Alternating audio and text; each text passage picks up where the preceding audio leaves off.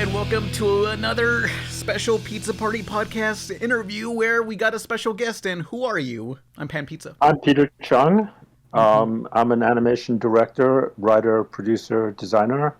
I do storyboards, and right now I'm working on several different projects. One is a project of my own that I've developed and created, but mostly I'm known for having created Aeon Flux back in the 90s for MTV.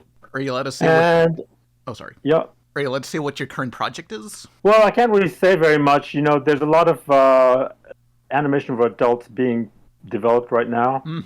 So I'm really trying to trying to make that work. So for many years after doing Aeon Flux, I had been trying to produce more animation for adults along that line, but it seems like the networks and studios are only interested in comedy. Yeah. And so there is a lot of animated comedy, but there's no animated drama, at least not until pretty recently. That some have started to show up. Yeah, streaming services seem to be more experimental with their stuff. Yeah, well, it's ironic in a way because what I'm trying to do is, at least in my view, it's much more mainstream than experimental. Because I think that my experience on Aeon Flux, even though it has a cult following, I feel like it was maybe a bit of a niche audience that followed it. I mean, it's a very odd show, and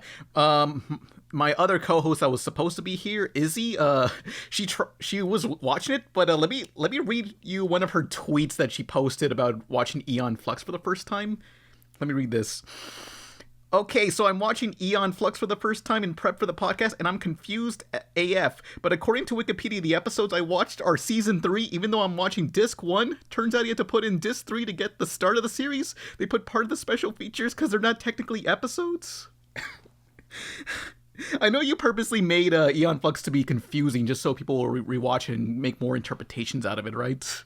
Well, I wouldn't say that I deliberately made it to be confusing. I certainly deliberately made it to be ambiguous, because my idea of what's interesting about watching a story is not the things like backstory and canon, things that people obsess over. I think that all of that is actually a mistake, because once you watch something that has a set canonical narrative, I think you're kind of done with it. Yeah. And I was hoping that I'm hoping to make work that is going to continue to be rewatchable over and over again. And it's much more about the experience that you have while you're watching a film, and less so about the fictional details. Because if you write enough stories, what you realize is that a lot of that is pretty arbitrary.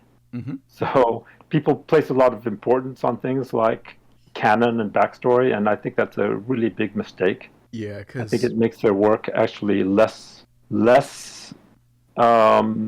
meaningful, less relatable, because it becomes some kind of mythology that you have to invest in. And what I really want is I want something that you don't need to know anything about the backstory, but it's just going to be interesting in the moment enough to suck you in. So I think that's what I'm still interested in doing that. And that's the kind of film and television that interests me when I'm as a viewer.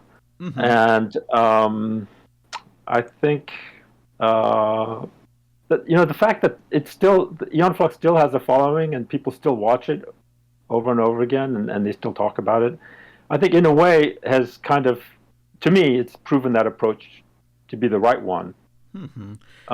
It's just that the culture that we live in, I think, is very reluctant to shift their paradigm. Yeah, more long form stories. But one thing I liked about Aeon Flux is how it's essentially an anthology where it's like, hey, each episode you kind of feel like you missed a whole bunch of stuff that happened in between. It's just like different parts of it could be several years in between episodes, could be several days.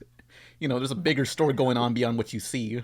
Yeah, the point, though, is to make the moment that you're watching on screen in the present always interesting. And so, there are some shows that I won't I won't name names, but there are shows that are popular that that if you come in and try to watch an episode, like say in the middle of season 3, you'll have no idea. You'll be Mm-mm. completely lost. Like, Yeah. and you'll be unable to understand or appreciate it because it's not interesting in the moment. It all depends on things like lore and what happened in the previous episode in order to understand what's happening here. Yeah, And hmm. Yeah, you just want like just adventures with these characters. You don't really care about just, planning this all out. well, Well, long form I wise. no, well, well. There's a difference. You see, Yeah.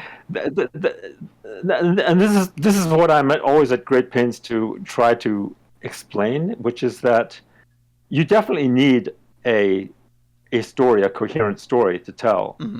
The thing is that don't let the fact that you have an ongoing story happening be an excuse for you to make your film not interesting in the moment. Hmm. You Yeah. have to have both. Yeah, yeah. But very often what I see is that a show will focus so much on creating some kind of ongoing narrative that they forget to be interesting Yeah, yeah, I get you. as a viewing experience. Hmm. Do you have any shows that like influence the continuity style for Eon Flux? Like, I don't know, I just think heavy metal and stuff. Well, I've mostly been influenced as far as animation goes with a lot of Japanese shows, Hmm. and I think that a lot of the Japanese shows managed to do that. They managed to be. What I like about the Japanese shows is that they treat animation as film. Well, that's a little ambiguous to a lot of people because I'll say that, but people don't understand what that means Hmm. very often. Yeah, yeah. It's So just like there's more timing and more, I don't know, more time to dwell, I guess, is how I describe it. filmmaking to me is all about context. It's all about creating context, Hmm. and so it's all about defining moments through not through explanation. Do you understand the difference between understanding something through exposition and understanding something through context? Yeah, of course. Well, So, for example, hmm. I mean, you learn in English class that the way you can learn the meaning of a word is either you can look it up in the dictionary and see an explanation of what the word means, Yeah. or you can look at the word and see how it's used in context and then go, aha, I understand through the way that it relates to the words before and after that you get a sense of what it Yeah. means. Like Aeon Flux Okay. just let things happen. Like there was not too much exposition too often.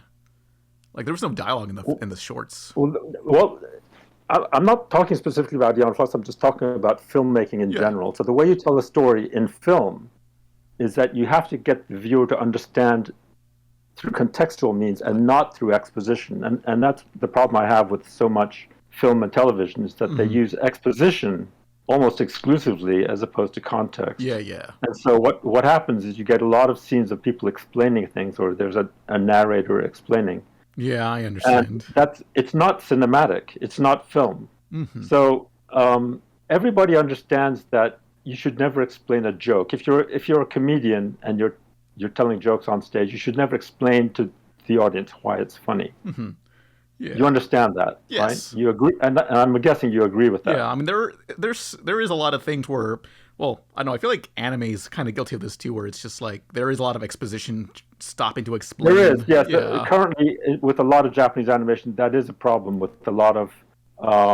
Actually, it's gotten really bad with shows that I used to like, but What shows would that be? but I'm sorry. What shows would that be? Well, like for example, the latest Evangelion movies, Yeah, yeah. they're absolutely horrible because they're nothing but exposition. Yeah, I understand that. Yeah. But a good example of somebody who understands contextual storytelling is Miyazaki. Hmm. Very often he knows that it's much better for you to realize what's happening without explaining it. Hmm. Yeah. Um, so I think the only movie of his that broke that rule was kind of a Howl's Moving Castle, because there was a lot to explain with the magic. It's about creating moments that, as you're watching it, Yeah. to get the viewer to understand. This is why I compare it to telling a joke, Yeah, I understand. because But what is it that you understand? well, it's just like, hey, let the visuals and context speak for itself. I get that, you know. This is something that I teach, so just indulge me for a moment. Okay. Sorry. Okay. So very often, what people are looking for when they're watching a movie or watching a TV show is that they're hoping to feel something, some kind of emotion. They're doing it for, and it applies to any form of art, whether it's reading a book or going to see a musical performance or a film. Mm-hmm. Is that they want some kind of an emotional experience out of it. Mm-hmm. But the thing is that the reason why a joke is funny is because you make a realization without it being explained to you why something is funny. And when you laugh, it's a spontaneous emotional response. The thing that a lot of people do not understand, and this includes a lot of filmmakers, not all filmmakers. As I said, there are a lot of filmmakers who are very good at this. But that's what makes a good filmmaker, is that they understand that this does not apply just to humor. It applies to all emotions. So it applies to feeling sad. It applies to feeling angry. It applies to feeling suspense or horror. Is that you should never explain why something is sad, or why something is making a character angry, or why something is urgent, which is like, for example, the problem with Evangelion. They're constantly telling you why something has to be done and why they have to be motivated. You should never have to have that explained to you. Mm-hmm. You should always understand it by the context of the event, just in the same way that the way you understand the punchline of a joke is through having a realization of what makes it funny. Mm-hmm. So for example, if a character in a movie scene tells another character, "I love you," that's explaining the joke. Like, don't do that. I never want to see that. I want to understand that character A loves character B, not through explanation, but through what they do. And then I can understand, and then I can really feel that emotion. If you tell me, "I love you," then I'm not feeling it. I'm just hearing somebody say it, and I just have to take their word for it. Mm-hmm. But in order for me to really genuinely feel something, in the same way that, in order for me to genuinely laugh at a joke, I have to realize it spontaneously. It has to be a real earned emotion. Mm-hmm. I understand. Yeah. But I do got a bunch of questions if you want me to ask them. Yeah, okay, go ahead. All right. Well, let's see. Well, how would you compare working on the industry back then to now? Well, there's a lot of different ways I can answer that. I mean, obviously, to me, the least interesting aspect of that, I guess, would be the technology. But it does make a big difference in the sense that turnaround times can be a lot faster. So in the old days, you would have to draw everything on paper, and then if you wanted to make revisions, you'd have to make Xerox copies and then send them through the mail, and somebody would get it days later. Obviously today everything's done over the internet and people are working remotely, so everything moves at a faster pace, which is great, and you can make revisions much more easily.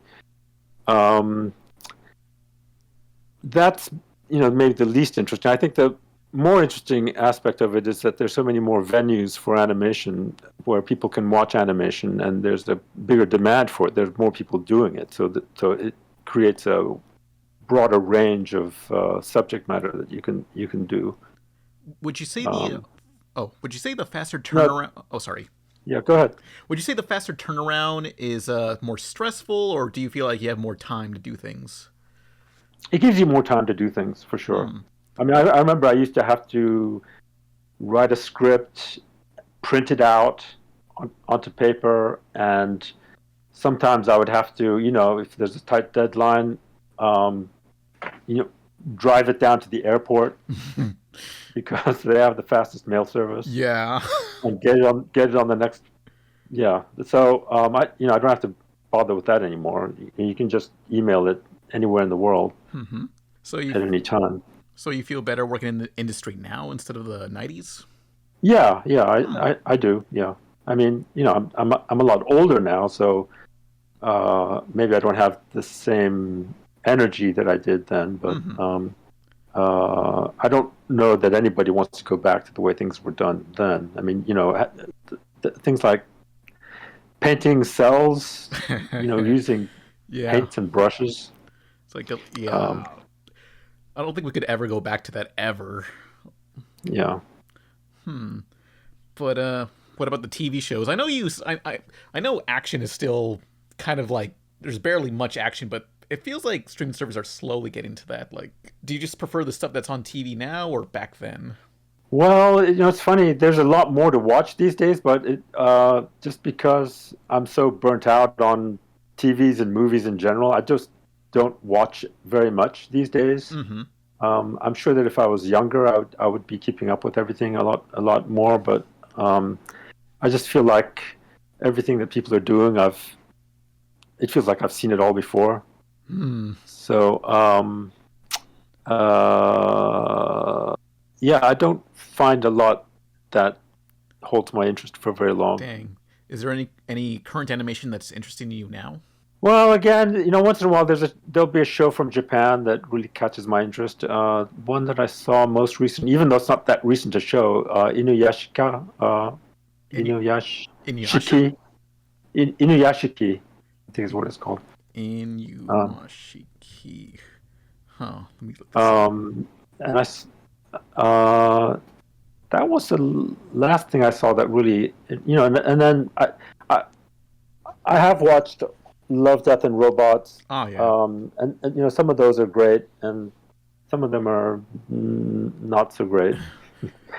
Oh Um, but at least it's opened up the audience for adult animation, adult science fiction animation. yeah. Recently there was a one of the writers for Love, Death, Robots made a rotoscoped animated film similar to Fire and Ice called The Spine of Night. It came out like a few weeks ago. You should probably look into that. But The Spine of Night? Yeah, yeah, I haven't heard of that. I'll have to look into it. yeah, yeah. But crap, what was I gonna say? Dang. But let me see through the Well, other. you were talking about Love, Death, and Robots Oh yeah. and Well, I um, agree with you. other stuff. A lot of the shorts were just, hey, let's shoot a bunch of stuff in. That's kind of what happens. Yeah. Hmm. But I do have another question. Since you mentioned Burnout, like in the 2000s, you seem to focus more on CG. Like, was there a time where you're just tired of 2D? Yeah, I mean, from the beginning, to me, my interest in making films had nothing to do with drawing a lot of, making things move by drawing a lot of poses and animating them on paper. I mean, that's kind of the only way you were able to animate anything at the time when I started animation. But there's no reason I think that anyone would choose to animate by hand if computers existed. I think that from the beginning of the dawn of animation, the only reason why people resorted to drawing is that they didn't have computers. If they had computers, they would have used computers. Yeah. Yeah. Just done with this 2D stuff. Well, are you talking about just like in general 2D or just, paper? Well, I'm just talking about drawing your animation frame by frame. Mm-hmm.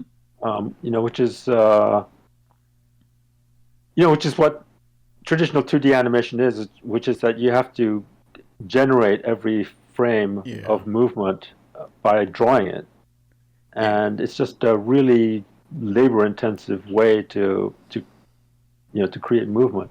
Mm-hmm. Yeah.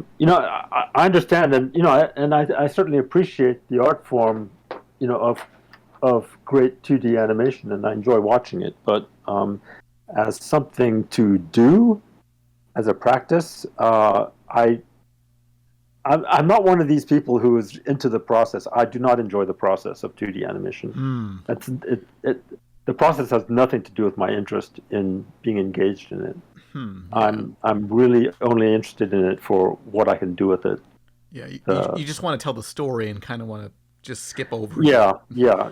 And Dang. that's the frustration I have with a lot of animation fans, which is that they focus so much on the process and the technique of 2D animation that they are really not paying attention to the content. Do you just want to? So And you feel story is more important than the animation, right? well, if you put it that way, I mean that's kind of um, again, it goes back to what I was saying earlier about story. Which is really when you're watching a film, you think that you're watching a film because you want the story, but to me, it's not about the story. Mm-hmm. It's about the experience. I get you. Oh yeah, The yeah. story is a way of allowing you to have that experience, but once you've had the experience, it's really you can really discard the story. The Yeah. story to me is also is also not the point. I understand. You want the emotional experience of the characters. Yeah. Well, it's not just an emotional experience. I mean, what I said is that usually that's what people are looking for, and you want it to have an emotional impact. But the experience also includes insights, and it's also a cerebral process of having your intellect Mm-hmm. stimulated. So it's intellectual and cerebral as well as emotional, Mm-hmm. and I think that what people get out of it in the end is it's not what's on the screen. It's in a way what they take away from the experience Yeah. in a way that alters their way of thinking. I mean, I think that's a pretty lofty ambition, but to me, that's as much as I can hope for. Mm-hmm. Yeah. Is affecting the way somebody thinks. Mm-hmm. Yeah. But want me to ask questions about like I do have a bunch more questions.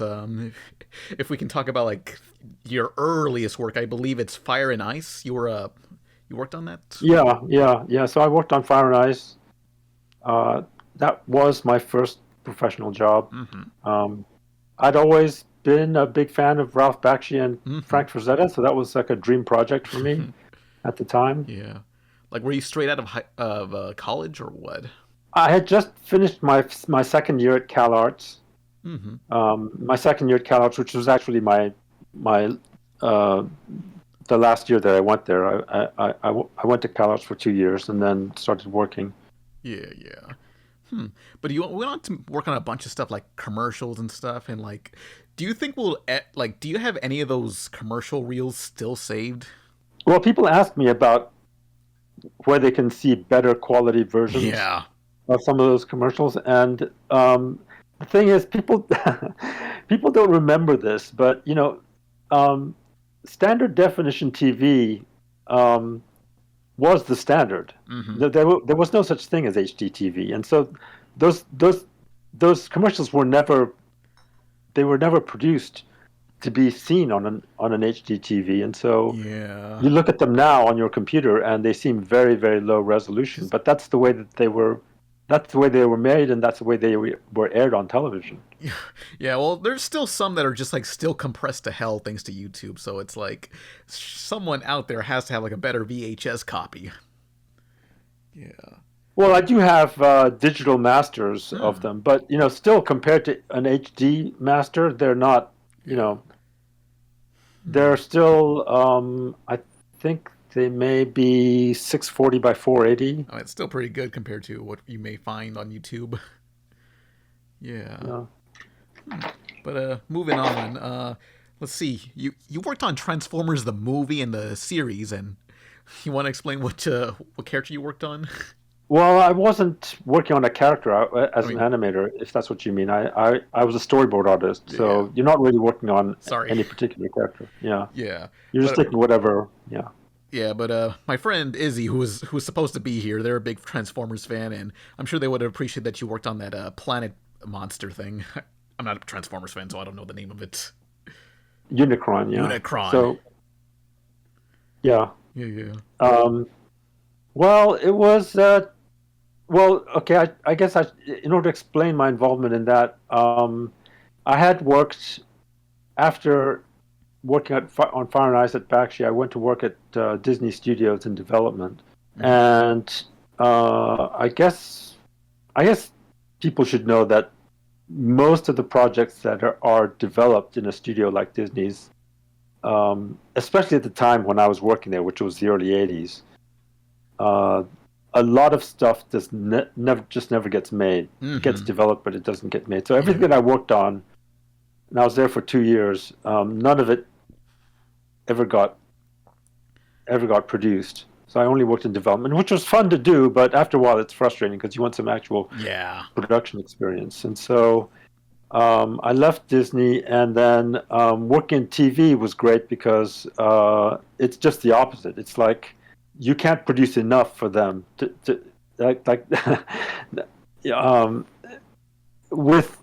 with features.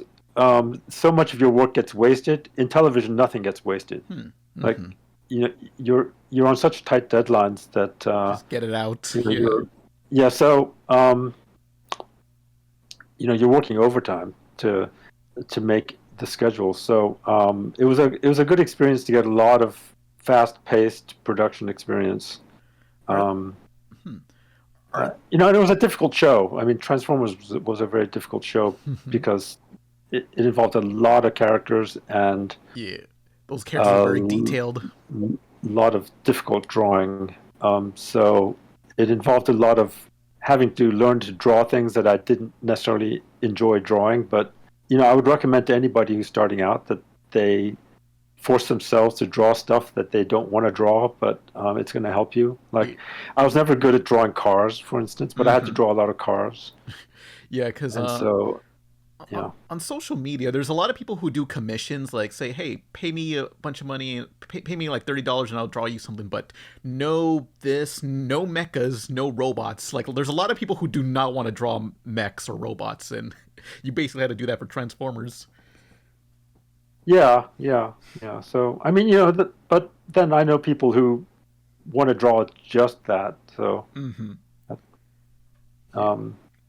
But I wanted to learn to draw everything, and so doing storyboards was good. So the problem with a lot of working in the American animation industry is that if you're working on a union job, then you're very restricted as to what you're allowed to do. So if you're a character designer, you can't draw props or vehicles or backgrounds. And I wanted to draw everything. I wanted to draw characters and backgrounds and props, and so storyboarding, in that sense, was a good thing to get into. Even though I did work as a character designer also on other shows. But going back to the stuff that never got made, are there any particular projects you wish got made that you were working on at Disney? In general? No, not. In general, yeah, of course. Yeah, I mean, a lot of my work, because I enjoy the process of creating.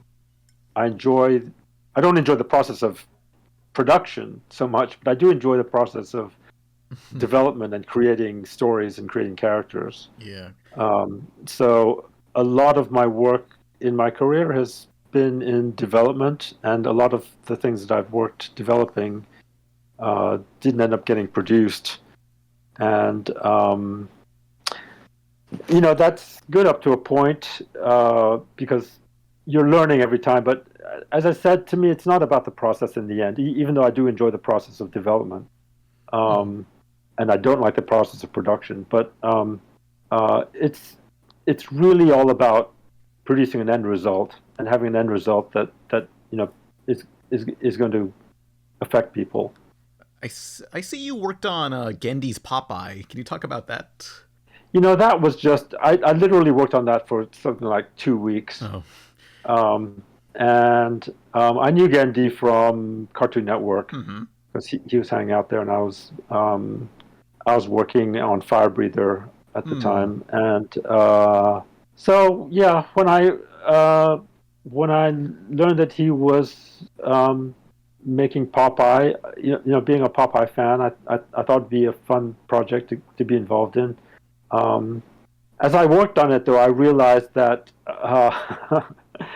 it maybe wasn't such a great idea to turn Popeye into a CG movie. I love the old Fleischer cartoons, and I think they're perfect the way they are. And I don't, I just didn't see that there was any kind of demand for a Popeye movie. Like, I don't see why any kid would. Well, here was the thing, that at the studio, it seemed like they were struggling with this problem, which is that, okay, we want to be true to the original Popeye and the original character and the original world and the style. But, the original Popeye was set in the 1920s or 30s. Yeah. And so are you going to be true to the setting of the original? So are you going to make a show about a sailor that's set in the 1920s? Or are they going to give him a smartphone? Or are you going to update it? And so they were really kind of going back and forth on that, and they kind of ended up creating this kind of non-specific setting, which Yes. where a lot of things like reminded you of the 1930s, but there were other aspects of it that were more contemporary, and it just didn't seem to know what it. I think that the people at the studio got the sense that That they just didn't their have love of Popeye. I think that they didn't want to update it, but at the same time, I think that they understood that if you did update it, that it'd be kind of pointless to make a Popeye movie that was updated. Yeah, it was hard to keep it true to the original, is what you're saying? Yeah. Yeah. Yeah, I think so. And at least that's certainly the way I felt as I was working on it. Yeah. But were there any other projects? I see you had a Cyborg 009. Like, did they come to you to develop that kind of show? Yeah. So the people who are you familiar with those characters and that? I watched a few episodes of the 2000s show. Yeah, I mean every 10 years or so they do a revival of it. I mean it's a classic. I mean everybody in Japan knows it, and I grew up with it. The original 1960s version. I loved it as a kid. And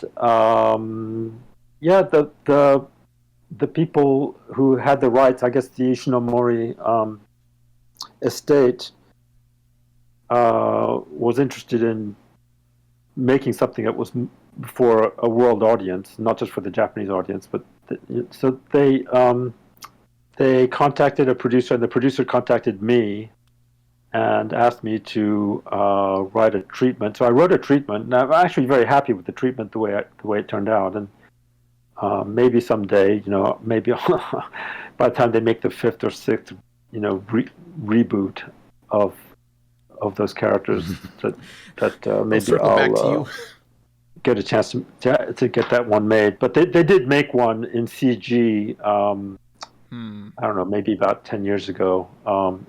I didn't think it was very good, but it was too realistic. It didn't stay true to the Ishinomori style. Uncanny. Yeah. But is there any properties you wish you could work on in your own style? My own projects that I've developed. There are several of those. Well, like simple. A pre-existing IP that some a pre-existing one. Yeah. Well, the Cyborg 009 one would be probably the top of that. Yeah.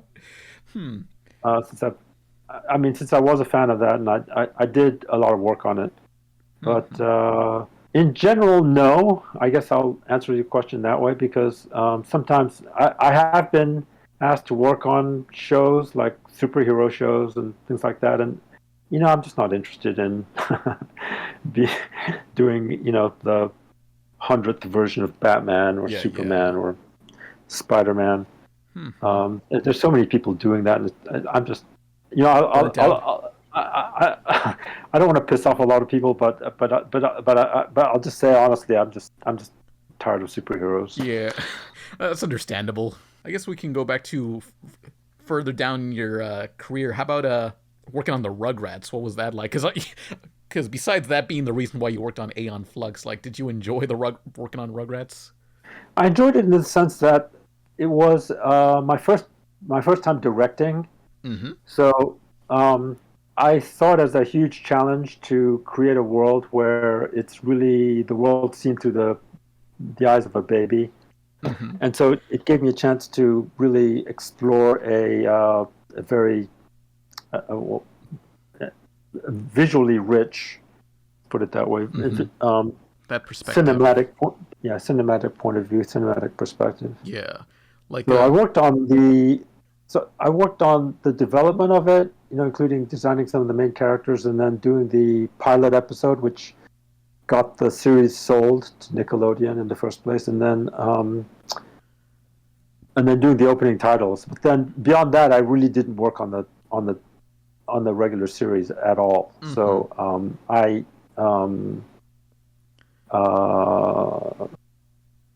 don't know, I wasn't interested in. Again, as I said before, I'm not really interested in the process of production, and so I like the development stage where you're creating something new. Mm-hmm. And so once that part of it is done, I kind of wanted to move on. I didn't really want to work on You're done with the daily grind. Yeah. Don't care about babies. Yeah. But yeah, because that was the reason why you wanted to work on Aeon Flux. You wanted to create it where it's like these babies were too limited. That was the story, right? Yeah, it was partly that, but also I was working at a studio up in San Francisco called Colossal, and they were producing a lot of station IDs for MTV. Mm-hmm. And so they pitched this liquid TV idea to them, and it was supposed to be an anthology of animation that you could only see on MTV. And the whole idea of it was that it was animation aimed at an older audience, which is, comparatively to Nickelodeon. It's a young adult audience, and it's going to be late at night. So it was a chance to do all the things that I was told I couldn't do, working on kids shows. Yeah, because there was not much anime in America at the time, so this was like one of the first few things people, a lot of teenagers got exposed to, just violent adult animation, right?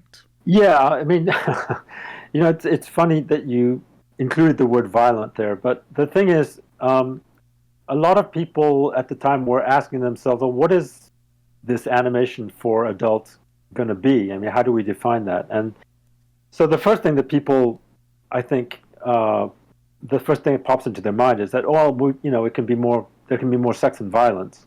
Mm-hmm. But that isn't really the thing that makes something more adult. Yeah. To me, I mean, you kind of want to hit those buttons, but to me, it's really about telling stories that are more ambiguous. Mm-hmm. Because my experience in working in kids' TV is that everything had to be very morally black and white, and you have good guys and you have bad guys. Yeah, Aeon's not really a good guy necessarily. Right, exactly. And that was the point. That's what interested me about it. And the fact that she looks sexy and there's violence. I mean, to me, that's kind of a way to get you to watch it. Mm-hmm. But that's really not what the concept of the show was. It was really more about telling stories that are not morally black and white. Yeah, because sometimes it seems like Aeon's the good guy, and then there's sometimes where it's like, oh, these generic pawns just got killed, and now you feel bad for them. Yeah, so it's what I was saying earlier, which is that getting you to understand contextually how to understand the meaning of what you're watching as opposed to it ever being explained to you. And and the fact that I did it without dialogue, I think really worked to make it something that people would watch again and again. Because the thing about MTV is that they wouldn't just show it once, they would show it constantly. They would repeat it over and over and over again. And I knew that they were going to do that, and I wanted to make something that if you happened to be watching MTV and it came up again, you wouldn't go, oh, I already saw this, and switch the channel. You'd be like, oh, I saw this and I want to see it again now. Mm-hmm. I think that strategy worked in that case. Yeah. At what point did you realize Aeon Flux was a success?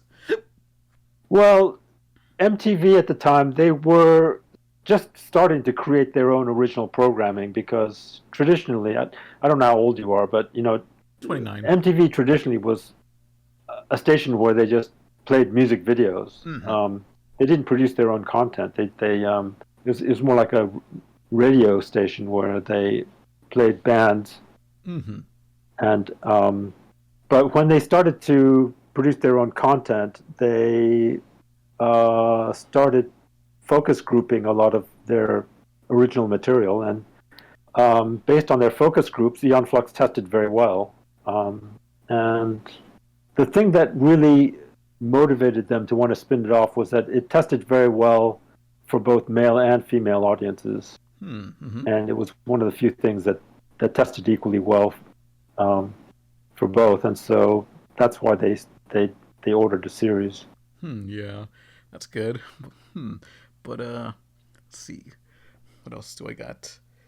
Oh, when it got a series, the broadcast version is different from the DVD version. What's yeah, Yeah, like the lighting's different. I know you added lighting, but also did you change some of the voices?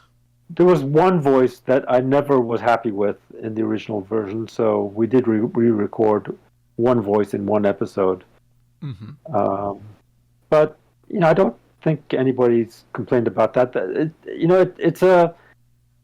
It's a tricky thing because people watch something on TV and that's the version that they're used to, and when you tamper with it, or you keep working on it, I'll put it that way. You're not really tampering with it. The idea is, the thing is, TV stations have air dates, and you have to meet those air dates, and you'll be working on a show up until the very last moment. It doesn't mean that when you hit that air date that you're done working on the show. It's just that the network forces you to stop and say, okay, well, we're going to take this away from you, and then we're going to air it. Yeah, I think. And so with the DVDs, it was a chance to go back and actually finish the episodes the way that I had intended originally to. Like the director's cut. Yeah. Yeah. Yeah, because I think back to that one George Lucas quote that basically said, "Movies aren't finished; they're abandoned." Yeah. Yeah, it's not true of just movies. It's like any form of art, any painting or any screenplay or it's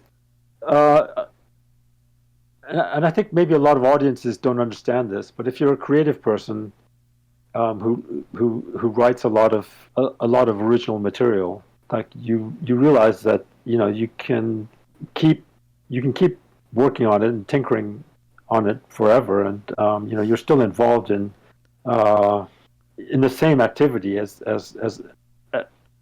in other words, you're not doing anything different from what you were doing when you stopped working on it at the point where people started to see it. Yeah. And that's what they think is the end result. But it's not really so much an end result as being just seeing the work at the point where the market demanded that it be released. Yeah, but these people aren't working on deadlines, so yeah. How would you describe your own art style? I don't answer that question because I think it's a mistake to let's put it this way, to make up a style for your art. That's not what style is. Do something the best you can in your own way, and that becomes your style. Yeah. Okay. Yeah, I get you. You just let whatever comes out, just let that be it. Yeah. Well, the way I draw is the way that feels natural to me and the way that looks right to me. And I think that people looking at it will notice things that are idiosyncratic or unique about that way of doing it. But it has nothing to do with me trying to make it look unique. It's just that's the way I do it. Yeah. And that's the way it feels natural to me. So when somebody else comes along and then they try to adjust their own way of doing it in a way that's influenced by somebody else's style, then that's not authentic. You shouldn't do that. I mean, you can be influenced by other artists whose work inspires you, but in order to be I guess what I'm saying is that there's a lot of misunderstanding about what style means. Well, I guess the way I see it is you're just basically mixing a bunch of things you like together and trying to see how you would do it. Okay. Maybe that doesn't make any sense. I'm not sure I understand what you mean by that. Never mind. I'm not gonna explain stuff. Sorry. Well, there are two aspects to it. So for me, it's much more important to avoid it looking like something that I don't like than making it positively trying to make it look like something that I do like. Mm-hmm. So in other words, if I find myself drawing something and it starts to remind me of something else, then I try to steer away from that. And in that sense, style can be an influence, a negative influence. Yeah. Well, but the things that are unique about the way I draw people, for example, is it's not because I'm trying hard to make my people look like unique, like they're drawn in a unique style. It's that's just the way I draw. Mm-hmm. So and that's true for anybody who's a true artist. So and it doesn't apply just to drawing. It applies to musicians. It'll apply to a guitar player. You'll have a guitarist who tries to play in somebody else's style, but don't do that. Like, just let your style come to you, I guess. Play in the way that you try to play to the best of your ability, and your own inevitable idiosyncrasies will come out while you're trying to do your best, and that becomes your style. That's what style is. That's what authentic style is. And it's not something you make up. So if you try to make it up, then it's not authentic. So I'll give an example. I mean, this is an example that I give often because it's one that comes up often. But if you watch, like I like old film noirs, but you have to understand that when people were making film noirs back in the 40s or 50s, that there was no such thing as a film noir style. They were just making films in the way that felt the most natural and the most expressive. Yeah. And the most, and in the best way that they could. And then somebody, like a French critic in the 1960s, came along later and noticed certain similarities in the way these films looked and the way they felt, and gave it a label, and then it became known as a film noir style. But so if somebody today sets out to make something in a film noir style, they're appropriating something that's not their own. Yeah, something that was just natural back then. Yeah, so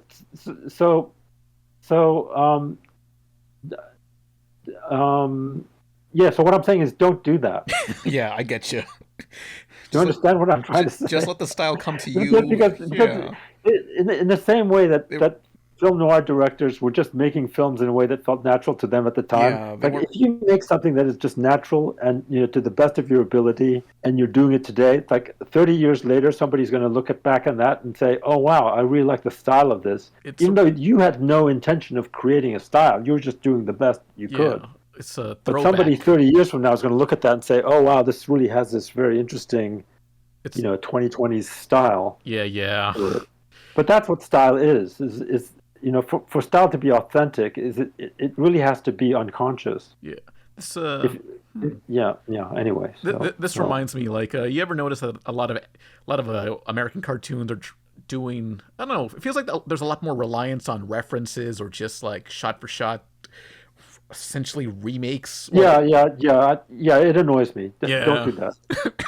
Don't do that. I understand. Don't do that. And and with the anime, like anime has become a style, and you'll see like American animation productions like try to do something in an anime style, Hmm. and like don't do that. Yeah. This also reminds me, like, with Aeon Flux's future setting, like, it doesn't look like any other future setting I can think of. It's, everyone else does the Blade Runner thing, and you kind of have like this concrete oil refinery future with tentacles or whatever. I don't know how to describe it. Yeah. That's what I also appreciate of the show. Well, a lot of that, I mean, that I guess I look at it a little differently, but I've never been interested very much in atmosphere Mm-hmm. as a visual artist. Hmm. And so, like using lots of lights and shadows, my 2D work is very flat looking, Hmm. and that's I think, and that is definitely a deliberate choice, but it's also one that is intrinsic to the medium because it's it's an unnatural and how shall I say it? It kind of defeats the advantage of working in 2D animation to add a lot of shadows and atmosphere because Hmm. what's beautiful about 2D animation is that it's the clear line. It's the um, yeah, traditional classical 2D animation understood this, and there are some illustrators like Mobius, for example. I'm very influenced by Mobius as well. Hmm. But Mobius and Hergé, for instance, Mm-hmm. use what's known as a ligne claire, which means clear line in Mm-hmm. French. Yeah. But if you look at their work, it's very descriptive. It's a very neutral kind of descriptive approach as opposed to an atmospheric approach where you're using a lot of heavy shadows. Mm-hmm. Yeah, I can see the Um, influence. Yes, the scratchiness. Was there anything that was too violent, or you just couldn't do on MTV for Aeon Flux, or any other productions you worked on?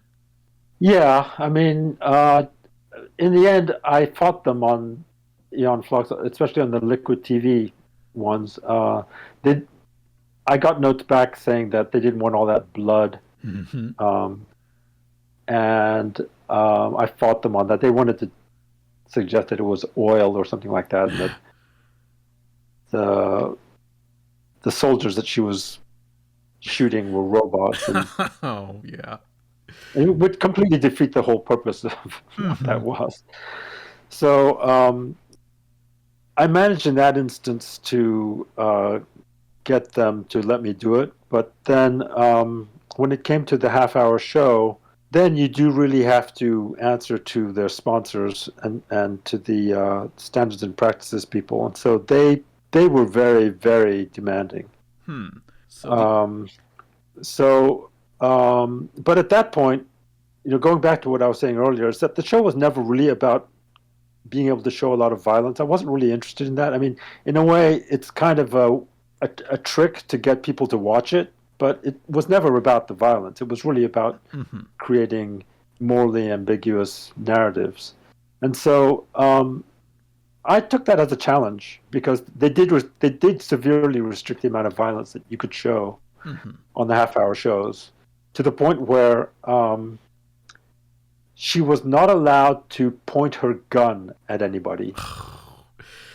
Oh So boy. if you notice this, if you notice in the show, if you're watching it, is that um, if she's if there's a shot where she's holding a gun and there's another character in the shot, she's never allowed to point the gun at the other person. She always has to be. It always has to be pointing up or away. Um, she can point the gun at somebody as long as the other character is not in the shot. Now I had to rewatch that because now it's like, damn, that's gonna ruin everything. Oh no. um, Oh and there god. were all kinds of like restrictions like that which were absurd, but and that's also why we had to change the design of her gun. So, for example, in the Liquid TV shorts, she had like a normal gun that shot bullets Mm-hmm. and that ejected shells. But with the half-hour show, they said to me that they're afraid of people emulating what they Oh see yeah. character on the show. So she wasn't allowed to have a real gun that shot bullets, and so we had to come up with a fantastical kind of design for her gun that didn't look like a real actual gun and didn't shoot bullets. It shot these little darts with these little needle projectiles. Yeah, that sounds. But that was fine with me. I mean, again, as I said, it was never the kind of gun is not that important. It did annoy me that she was never allowed to point it at anybody because, I mean, it's kind of what she does. Yeah. Well, it got the job done, this needle gun. Yeah. But did you prefer working on the half-hour series or the shorts more? Well, it was they were completely different. So on the Liquid TV shorts, it was a small amount of time to fill, but on a low budget. So I had to do as much of it as possible by myself. So I ended up doing a lot of the drawing and animating myself, and going overseas and being involved in every aspect of it. When you're working on a half-hour show, it's a large volume of work, and you have to work with a lot of people, and you kind of have to let go of a lot of the things that you would like to do. It's just impossible to do it all. That's what I'm learning. So I really made the decision to really not focus on the visuals so much as on the storytelling. And so I spent a lot of time working on the stories and writing the scripts, and then working on the storyboards. But in a sense, it was painful to have to give up control over the drawings that were actually going to appear on the screen. But as I said, to me, I was less interested in reaching the animation fan audience than just a regular audience that would just watch a regular half-hour drama that happened to be animated. I mean, I was much more interested in getting that audience. Who had no interest in the fact that it was animated, but just that it told interesting stories. And in the end, there used to be an online forum where I would interact with fans of the show, and what I really loved about that was that it really got a lot of discussion going on with people who were really interested in talking about the story and about the characters and about the ideas. Yeah, like different interpretations and stuff. And not talking about the animation, because I find talking about animation to be pretty boring and tedious. And honestly not that interesting. But it seems like animation fans, it's like that's what they want to talk about. Oh man. Yeah. I understand this. But would you ever want to return to Aeon Flux? Yeah, so I did do some development on some I don't want to say reboot, but just some different versions of Aeon Flux. One was for the heavy metal movie, and one was for a proposed home video version. I was interested in doing a standalone video feature. And I actually proposed this to MTV at the time when the movie was coming out, the live-action movie was coming out. But there wasn't enough time, and the financing was going to be. Anyway, I have my way of answering the question is I have a lot of material that I've written. Yeah, you want to come back? Yes, hasn't been produced, and so yes, I would like the chance to do that. And I'm hoping that I will at some point. But it's not the first thing on my agenda. I think that excuse me, I have a new original project that I want to get made. And that's the more pressing and urgent thing. So if I do that and that's successful, then that'll give me the open more doors. The chance. Yeah. The credibility, the whatever I'd love to see it. what you have planned going on, but I, I feel, Well, the thing is, I think that there's still this perception of Aeon Flux as being somewhat cultish and being, as I said, a niche audience. mm-hmm. Of course, you're never making something for a limited audience when you're making it.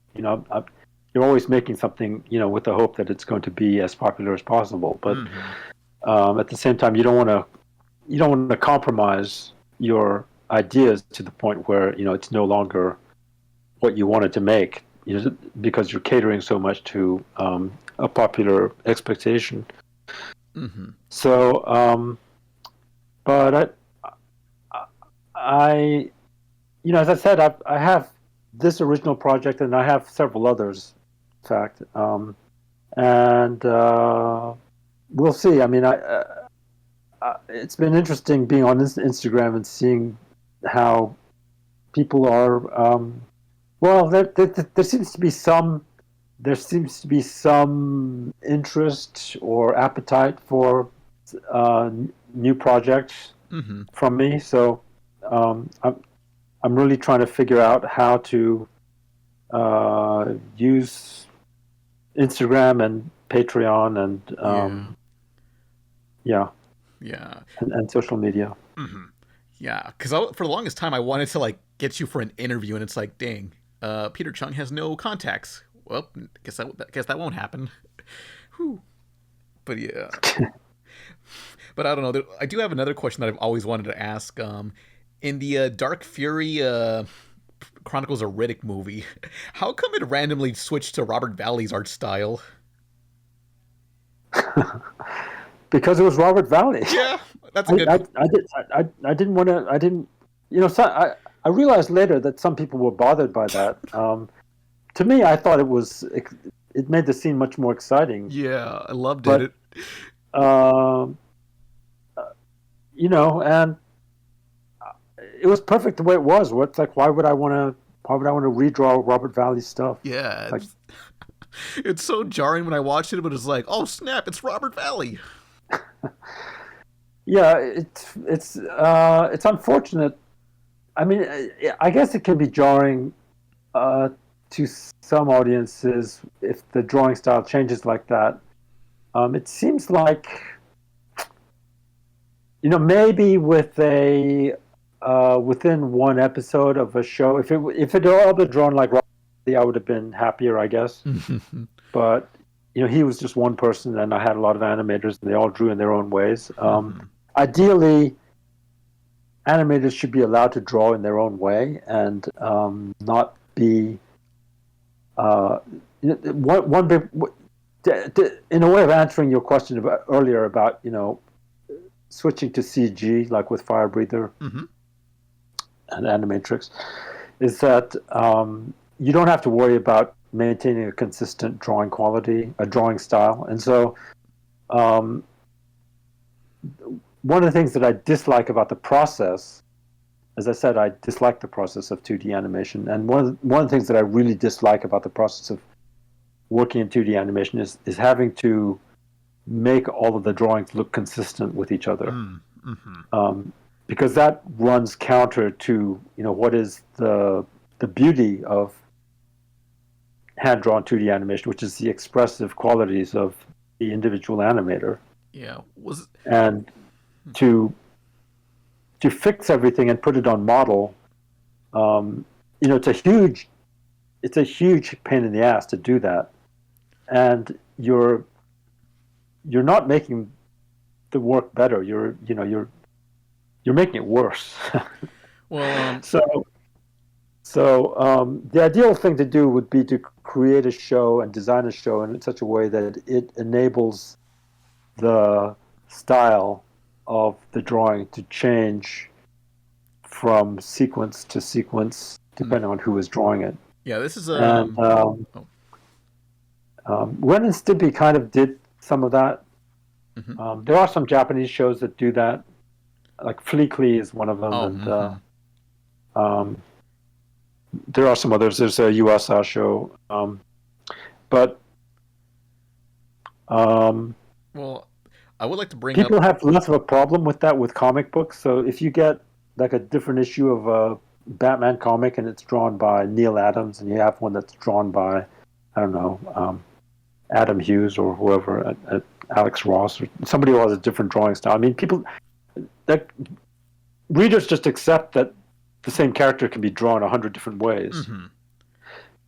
Yeah. But it seems like when it comes to animation, there's much less acceptance of that idea. Yeah, there's a lot of people that are like to point out, hey, Steven Universe, the characters completely change depending on the shot or whatever. Yeah, so I don't know, it's such a, I don't know, there's a lot of controversy behind that. Just people angry about that, about off models.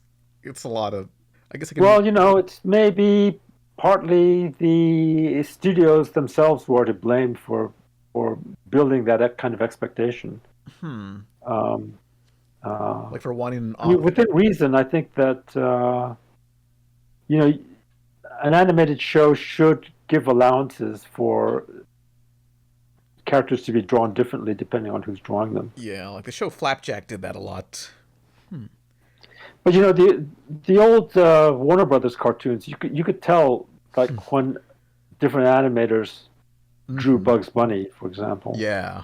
But as long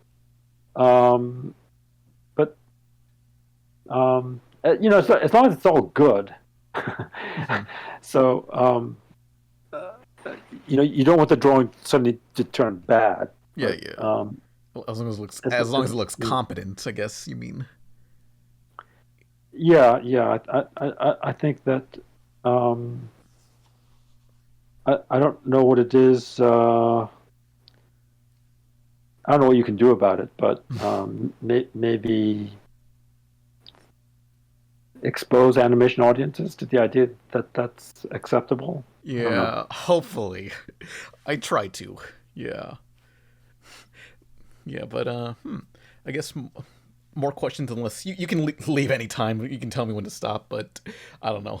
Well, I'll follow up. I mean, I can end on this. I listened to your conversation with Diego Molano, who created Victor and Valentino, and I was working on that show. I was surprised you didn't mention this, but the reason why I worked on that show was that they asked me to do the opening title sequence. Mm-hmm. So I did the opening title sequence, and I stayed on as the timing director. But then, as I was working on it, I got frustrated with a lot of the episodes, and so towards the end of the series, or at the current stage, which I think we're on season 3, I asked Diego if he would let me write and direct an episode on my own, and so he said yes, and so that's the most recent thing that I've done. I'm still actually working on it. I mean, I finished with all the pre-production, and it's about to go into animation. We're about to ship it overseas, but that's going to be something that I think is going to be an interesting. I mean, to follow up on what we were just talking about, because he allowed me to redraw the characters Victor and Valentino in my own way. And so I did my own model sheets for them, and I've contacted some of my favorite Korean animators to work on it. So it should be it's going to be a different looking episode from the typical. That sounds exciting. Yeah, I'm excited about it. I think it's also going to be the only episode that has no dialogue in it. So it's gonna be very much like going back to Liquid TV, Aeon Flux days of telling a story without any dialogue. Man, now I really want to see whatever this is. Yeah. So look out for that. I think it'll be done sometime by spring, somewhere next year, whenever it comes out. Mm-hmm. Okay, but is that all you have time for? Yeah, so we've been talking for a while. I don't know if you have any other questions. Okay. Well, it's a quick one, but Tomb Raider. Like, you worked on a Tomb Raider thing, and was GameTap trying to make more animated projects? If you remember that. Well, I think it was I can't remember what it was, the 15th or the 20th.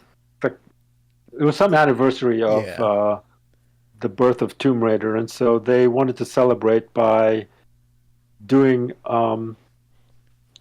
the animatrix Tomb Raider. Yeah, so it's sort of like the idea of Animatrix. Again, well, Animatrix kind of